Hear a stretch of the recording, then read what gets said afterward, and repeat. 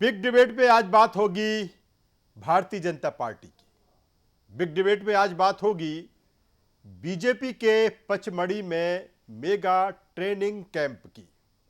भाजपा अपने सांसदों और विधायकों की क्लास लगाने जा रही है। इसके लिए पचमढ़ी में ट्रेनिंग कैंप रखा गया है।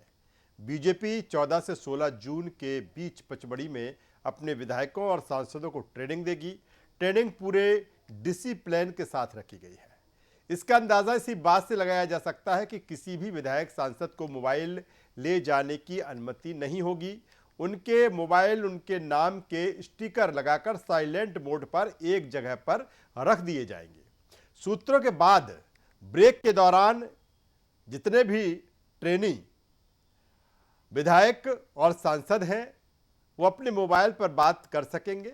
प्रशिक्षण वर्ग में मंत्रियों, विधायकों और सांसदों को अलग अलग सत्रों में public mobile management, time management से लेकर पार्टी की रीति नीति और सफरनामे की पार्टी जानकारी देगी। इस ट्रेनिंग कैंप में बीजेपी के बड़े नेता शामिल होंगे और मंत्रियों को ट्रेनिंग देंगे।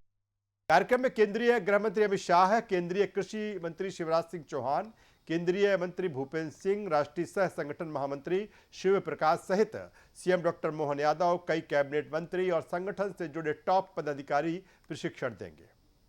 इसके जरिए पार्टी अपने जनप्रतिनिधियों को और जवाबदेह और सशक्त के बनाने के साथ पार्टी की रीति नीति के मुताबिक काम में परिपक्व करते हुए दिखेगी।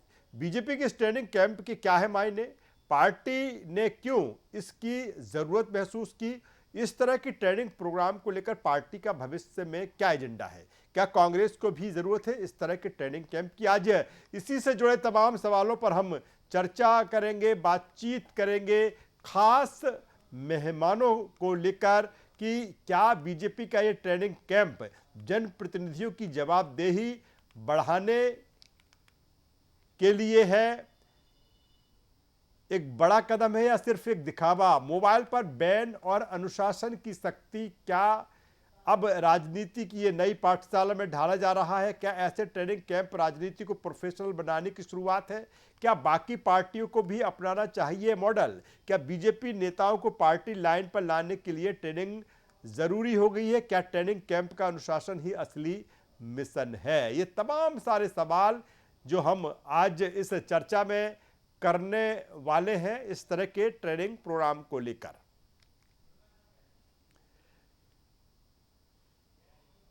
इसी खबर पर दो खास मेहमान चर्चा में हमारे साथ जुड़ चुके हैं। हमारे साथ में भारतीय जनता पार्टी के वरिष्ठ नेता, प्रदेश प्रवक्ता अजय धबले जी। अजय जी, स्वागत करता हूं आपका। जी नमस्ते। नमस्ते जी। हमारे साथ में है कांग्रेस से प्रवक्ता प्रियंका शर्मा जी। प्रियंका जी, आपका भी स्वागत करता हूं। नमस्ते, बहुत बहुत धन्यवाद। अजय धबले जी, पचमढ़ी में जिस तरह से माननीयों का ट्रेनिंग प्रोग्राम रखा गया है, कैंप रखा गया है जिसमें विधायक और सांसदों को ट्रेनिंग दी जाएगी, लेकिन सबसे बड़ी बात यह है कि पूरे डिसिप्लिन के साथ में, यानी कि मोबाइल भी बैन रहेगा, आप मोबाइल बाहर रखिए फिर आप उस ट्रेनिंग कैंप में जाइए। इस तरह की जो बनावट या इस तरह की जो संरचना इस ट्रेनिंग कैंप की रखी गई है, इसके पीछे आखिर मकसद क्या है अजय धबले साहब? लेकिन अजय जी, जो लोग भारतीय जनता पार्टी को कवर करते हैं या भारतीय जनता पार्टी की कार्यप्रणाली को जानते हैं, वो इस प्रकार से हमारी जो प्रशिक्षण की प्रणाली है इससे परिचित हैं। जबकि भारतीय जनता पार्टी में प्रशिक्षण का वर्ग होता है तो निश्चित रूप से ये जो कुछ स्टैंडर्ड प्रोटोकॉल्स हैं उनका पालन किया जाता है, जिससे गंभीरता बनी रहे, एकात्मता के साथ में जो हमारे प्रशिक्षणार्थी हैं वो प्रशिक्षण लें और जो जिस उद्देश्य के साथ में प्रशिक्षण वर्ग को आयोजित किया जाता है उस प्रशिक्षण का उद्देश्य की पूर्ति हो जाए। तो ये पहली बार नहीं है कि इस प्रकार का प्रशिक्षण आयोजित हो रहा है। इसके पूर्व भी जब तक भारतीय जनता पार्टी में सदस्यता पर्व और संगठन पर्व कंप्लीट होता है तो उसके पश्चात प्रशिक्षण की परंपरा रही है, उसी परंपरा का भी निर्वहन हो रहा है। मूल रूप से किसी भी राजनीतिक दल को हम ऐसा मानते हैं कि अपने अपने कार्यकर्ताओं को जो टाइमली अफेयर्स है, करंट अफेयर्स है, वर्तमान की राजनीतिक परिदृश्य है, हमारा विचार क्या है और हमें करना क्या है, तो कर्म इकाइयों पे, अपनी कार्य योजना पे, संगठन के विचार पे, देश की सरकार किस प्रकार से काम कर रही है उसके प्रचार प्रसार पे, इन सारे विषयों को लेकर अपडेट रहने की आवश्यकता है। तो प्रशिक्षण एक बहुत अच्छा माध्यम होता है जिसके माध्यम से आप अपने कार्यकर्ताओं को अप टू डेट रखते हैं, उन्हें देश के वर्तमान विषयों के बारे में, अंतर्राष्ट्रीय परिप्रेक्ष्य के बारे में और अपने संगठन की क्या भूमिका रहेगी इन सारे परिप्रेक्ष्य में, उसके बारे में आप सचेत करते रहते हैं। तो निश्चित रूप से बाकी राजनीतिक दल भी इस प्रकार के प्रशिक्षण आयोजित करें, यही हमारी मंशा है, जिससे लोकतंत्र और प्रभावी बनेगा। जो कार्यकर्ता हैं वो अपनी अपनी भूमिका का अच्छे से निर्वहन कर पाएंगे और एक अच्छा लोकतंत्र और स्वस्थ देश बनाने में, जो विकसित भारत का संकल्प है, उसे पूरा करने में क्या धबले जी बीजेपी किस तरह की छवि गढ़ना चाहती है, एक संघर्षशील सेवक की, या फिर कहीं ना कहीं पार्टी की जो नीति है या कहे कंट्रोल में रहने वाला एक कार्यकर्ता, क्या ये भी मकसद है इसका? जी, मुझे लगता है अनुशासन किसी भी संगठन को बड़ा करने में महत्वपूर्ण भूमिका निभाता है। कार्यकर्ता हो, अनुशासित कार्यकर्ता ही एक अच्छे नेतृत्वकर्ता बनते हैं। तो निश्चित रूप से ये अनुशासन का भी एक, आप इसको भाग समझिए कि जब अनुशासन संगठन ने कुछ नीति निर्धारक तत्व बनाए, नीति निर्धारक तत्वों का सभी कार्यकर्ताओं को पालन करना चाहिए, तो रूप से संगठन आगे बढ़ेगा, संगठन देश को दिशा देगा। तो यही मंशा है और यही मंशा पूरी भी होगी। चलिए, यही मंशा है और इसी मंशा के अनुरूप पार्टी जिस तरह से ट्रेनिंग कैंप लगाने जा रही है विधायकों और सांसदों को लेकर, मैं प्रियंका शर्मा जी के पास में आ जाता हूं। प्रियंका शर्मा जी, क्या कांग्रेस किस रूप में ये देखती हो? क्या, क्योंकि कोई भी पार्टी है अगर इस तरह का कैंप करती है, इस तरह का ट्रेनिंग प्रोग्राम करती है, तो जाहिर सी बात है कि एक जो कार्यकर्ता है या जो उनके जनप्रतिनिधि है, एक पार्टी की जो नीति है, पार्टी का जो एक रोड मैप है, उस दिशा में आगे बढ़े। क्या कांग्रेस भी समझती है कि इस तरह के ट्रेनिंग प्रोग्राम की आवश्यकता कांग्रेस को भी है, या फिर किस तरह से इस ट्रेनिंग प्रोग्राम को कांग्रेस देखती है? देखिए, मेरा तो मानना है भारतीय जनता पार्टी के जो भी मंत्री बनाए जाए उनको सबसे पहले संसदीय ज्ञान, गरिमा और आचरण का ज्ञान होना बहुत आवश्यक है।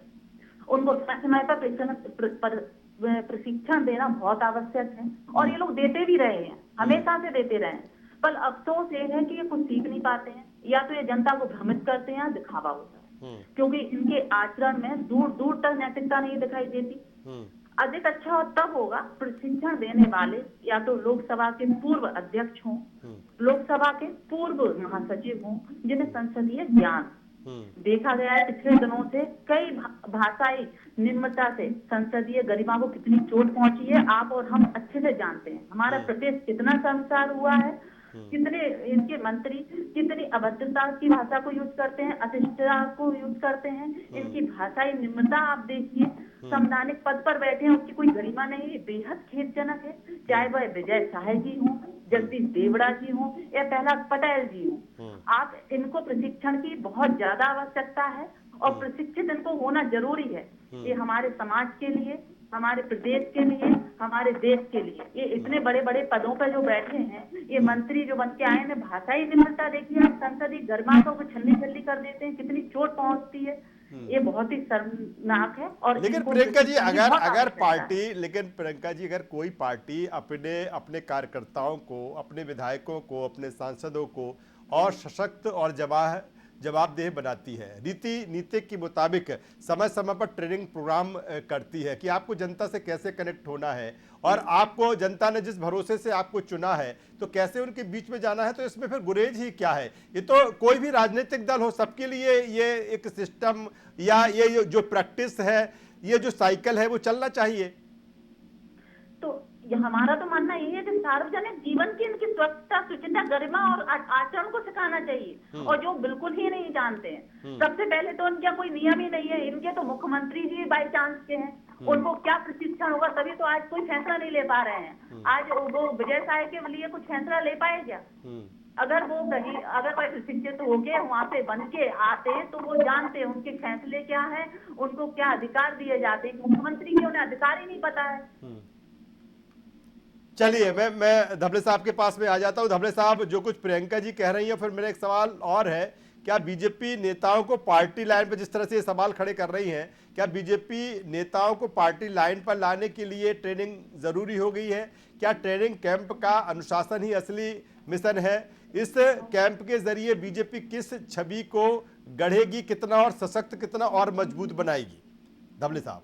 राजेश जी, मैंने डिबेट की शुरुआत में ही अपने ओपनिंग स्टेटमेंट में कहा था कि जो प्रशिक्षण की परंपरा है आज की नहीं है।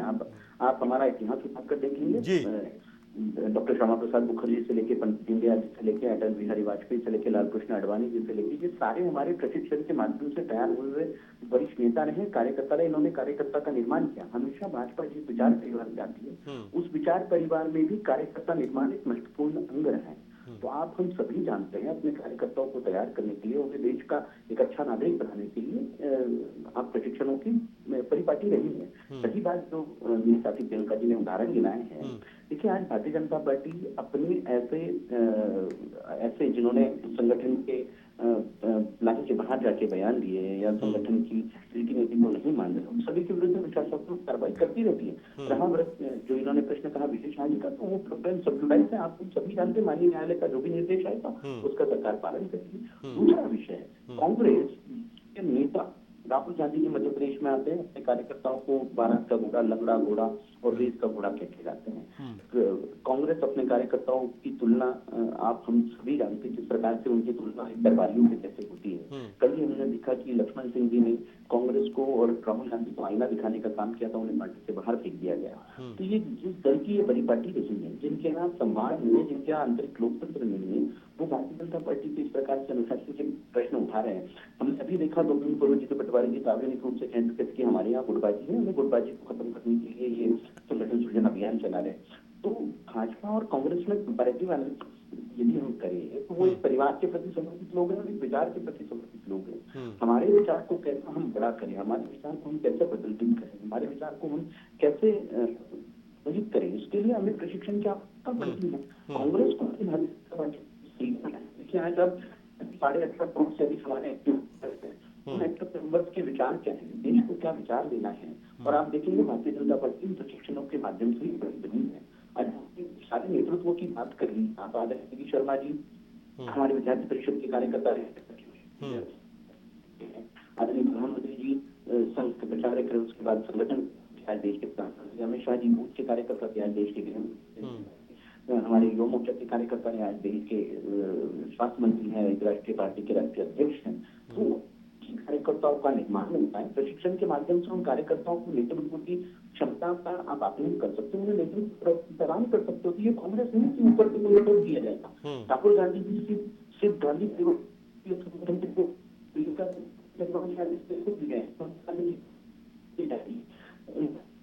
का राजीव को लाभ मिलेगा, भारतीय जनता पार्टी में नहीं होता। हमारे यहाँ कार्यकर्ताओं का निर्माण महत्वपूर्ण अंग है और इसी अंग के लिए के प्रशिक्षणों को किया जाता है। आप इकट्ठा दुकट्टा उदाहरण के माध्यम से यदि भारतीय जनता पार्टी पे लांछन लगाने का प्रयास करते हैं, मुझे लगता है देश की जनता विगत 15-11 वर्षों से केंद्र में और विगत 30 वर्षों से मध्य प्रदेश में अपने जनादेश के माध्यम से कौन सा दल प्रशिक्षित है, किसके कार्यकर्ता अच्छे हैं, किसके कार्यकर्ता निष्ठावान है, इसका मुझे लगता है जनादेश के माध्यम से सिद्ध करते हैं। चलिए मैं आता हूँ धवले साहब, आपके पास में आऊंगा, मैं फिर प्रियंका जी के पास में आ जाता हूँ। प्रियंका जी, एक सवाल ये तो अहम है, अगर भारतीय जनता पार्टी लगातार जिस तरह से परफॉर्म कर रही है, जिस तरह से जनता उसको सत्ता पर आसीन कर रही है, तो कांग्रेस में कुछ न कुछ खामियां तो रही ही होंगी प्रियंका जी। और चूंकि अगर बीजेपी को देखें तो संगठनात्मक स्तर पर समय समय पर इस तरह की जो एक्सरसाइज मैंने पहले भी जिक्र किया कि इस तरह से अपने कार्यक्रमों के जरिए, अपने कार्यकर्ताओं के जरिए, अपने प्रोग्राम के जरिए कहीं ना कहीं अपने कार्यकर्ताओं को और सशक्त करती है, अपनी और कार्यकर्ताओं को और मजबूत करती है। लेकिन कांग्रेस पर एक सवाल खड़े होते हैं, धवले साहब भी ये कह रहे थे कि कहीं ना कहीं कांग्रेस गुटों में बटी रहती है। अजय सिंह राहुल भैया की एक अलग कांग्रेस दिखती है, कमलनाथ की एक अलग दिखती है, दिग्विजय सिंह की एक अलग दिखती है।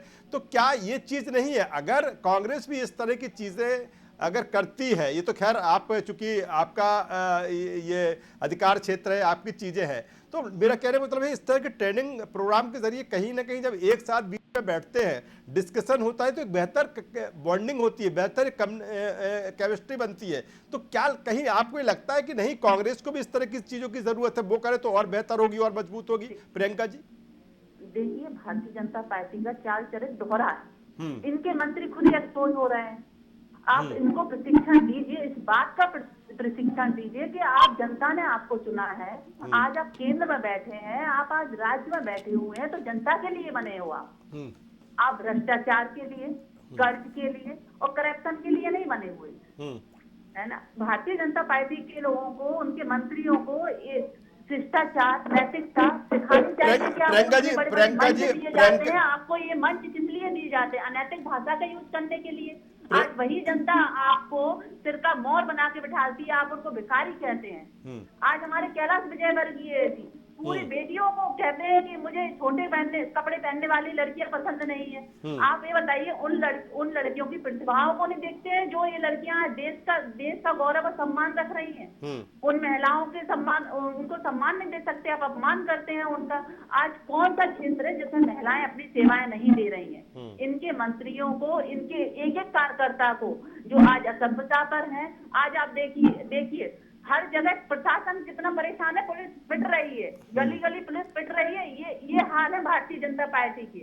आपको इसलिए जनता ने इतने बड़े बड़े पदों पर नहीं बैठाला, इसलिए आज सरकार नहीं बनाई भारतीय जनता पार्टी की कि आप आज जनता को रुलाएं। आज किसान सड़कों पर है, महिलाएं सड़कों पर है, बच्चियों के साथ दरिंदगी हो रही है। आज अब बताइए, यूथ हमारा बेरोजगार है, नशे में लिप्त है। आज किस हाल में आपने छोड़ रखा है हमारे प्रदेश को? आज मध्य प्रदेश पूरे लेकिन प्रियंका जी एक सवाल इस बात को लेकर कि कांग्रेस करप्शन की बात करती है। ठीक है, करप्शन कह देने भर से नहीं, लेकिन अगर इसको लेकर अगर कांग्रेस के पास एविडेंस है, चीजें हैं, तो कांग्रेस को सामने लाना चाहिए, लेकिन कांग्रेस सामने लाती नहीं है। बैठे हैं सत्ता में, आप बैठे हैं, आपकी जिम्मेदारी है। हम विपक्ष में, हम सामने मुद्दे रखेंगे, हमें जो दिखेगा हम वो बोलेंगे, आपके सामने लाएंगे। और प्रियंका जी लक्ष्मण सिंह जी ने चीजें रखी, कोई आईना दिखाने की कोशिश की कांग्रेस को, तो फिर उन्होंने आपने 6 साल के लिए उन्हें निष्कासित कर दिया। प्रियंका जी, ये पार्टी के पार्टीगत फैसले हैं, वो उनका आपसी जो मामला है वो आगे आएगा, सामने आएगा, बात क्या है क्या नहीं है।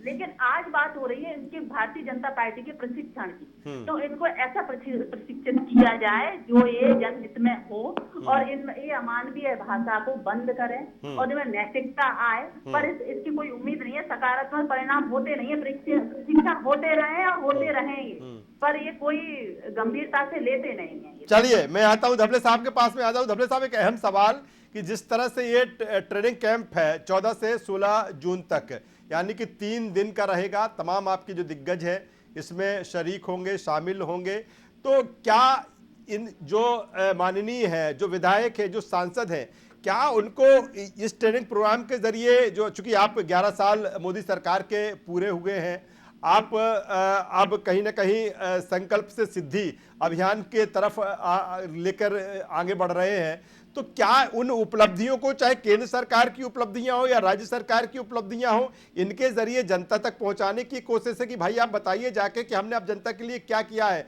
मोदी सरकार क्या काम कर रही है, डॉक्टर मोहन यादव सरकार क्या काम कर रही है? तो एक ये बड़ा एजेंडा इसमें रहेगा धबले साहब।